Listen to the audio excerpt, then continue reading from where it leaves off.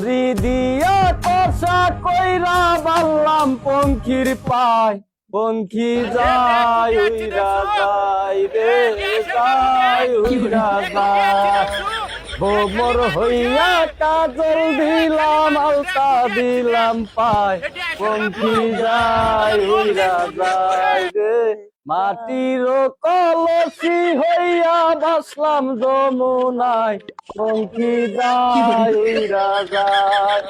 আরে ভাইরে ভাই বইলা যায় আজব এক ঘটনা।